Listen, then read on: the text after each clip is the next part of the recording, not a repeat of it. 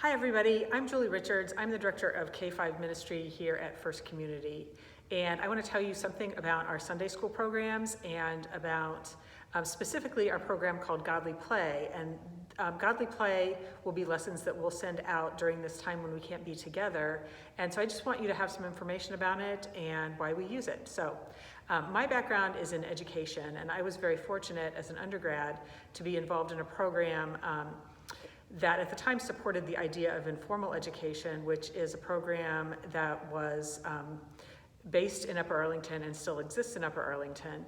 And many of the ideas of informal education are things that are still around today and are being used as best practices in many classrooms and schools throughout the country. So my goal as a teacher was to make activities in the classroom that felt authentic and where children had the opportunity to think and to make choices about their work. That encouraged creativity and problem solving, which are higher level thinking skills, which ultimately is what we are hoping for. And I think it really aligns well when we transition that to Sunday school, because I think the idea of really thinking about our faith and thinking about our faith stories is a great connection to generally how, the thinking of our church. So we use Godly Play in our Sunday school classrooms for that same reason that I liked to do things in my own regular classroom. Godly Play is a Montessori-based program where foundational stories of our faith are presented and the children hear and see the events unfold.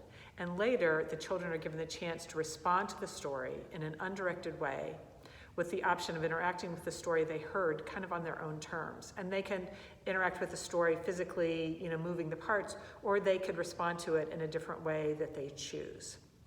This program is a wonderful way for our children to learn faith stories without specifically being directed in how they should interpret the story. So we're not telling them what to think about the stories. Stories are followed by questions that are open-ended and encourage children to consider how they connect to the story and how the characters in the story felt about what happened. So questions might include things like, I wonder what you think of the story, or I wonder what your favorite part of the story was. I wonder if you were in the story, where you would be. And that's actually an interesting question, because you would think that most kids would answer that they're the main character, but sometimes a lot of times they don't say that at all. It might also be, I wonder how whatever the main character is felt about something that happened. Like, I wonder how Zacchaeus felt when he was in the tree and Jesus came over and noticed that he was there and asked to come to his house.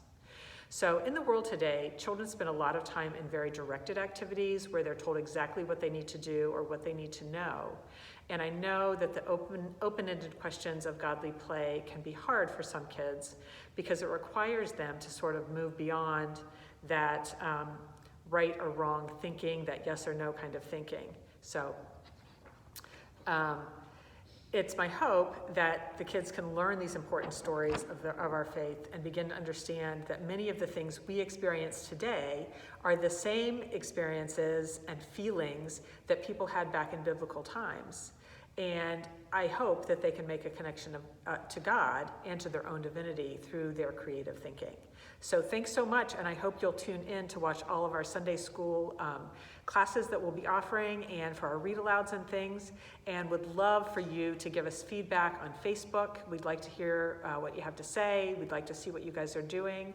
So please join us on Facebook, and if you haven't registered your kids for Sunday school or for midweek missions, we don't have an email for you. So we would love to be able to reach out to you to share our resources. So if you're seeing this and you get the chance, please get onto our website, fcchurch.com/K5, and there'll be a place where you can register. It's completely free to do, and it just will give us the opportunity to reach out to you. So I hope things are going well, and I hope I'll see you soon.